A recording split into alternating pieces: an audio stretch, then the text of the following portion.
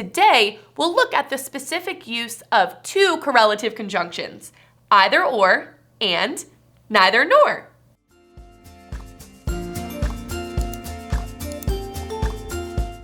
We'll discuss a fairly straightforward grammar concept, but it's one that people get wrong pretty often.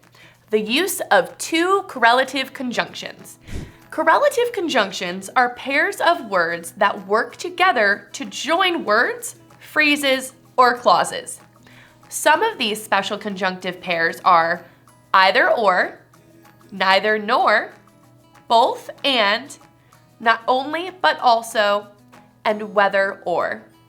Today, we'll look at the specific use of two correlative conjunctions, either or and neither nor. These two can be trickier than the rest because they join nouns while, weirdly enough, still keeping those nouns distinct from one another.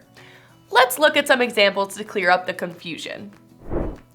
Either Joe or Sam will drive Dad's car to the party. Notice that the subject of this sentence is Joe and Sam, two people. However, the subjects are kept distinct because of the meanings of either and or.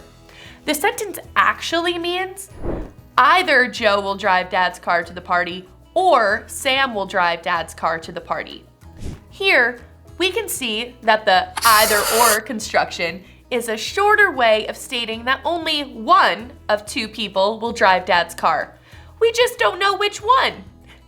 Because of this, singular nouns joined by either or must take a singular verb, as in the following sentence. Either the cat or the dog gets the new toy.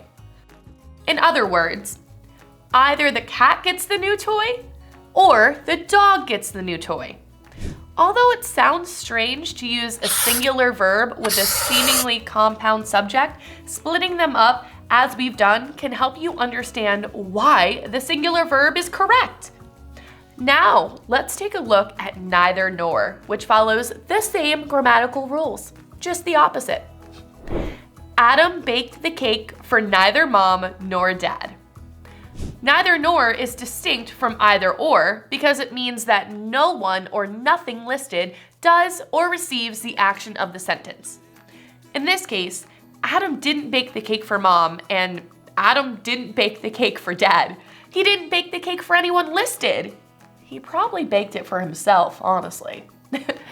Even still, the same rule applies. Neither nor, when used with the subject of the sentence, takes a singular verb. Another example, neither mom nor dad was able to find the car keys. In other words, mom was unable to find the car keys and dad was unable to find the car keys. Makes sense, right? Remember, Excellians, that this rule is only for singular nouns joined by the correlative conjunctions. But what happens when we have plural nouns being joined, or one plural and one singular? Stay tuned for our next video to find out. Bye for now.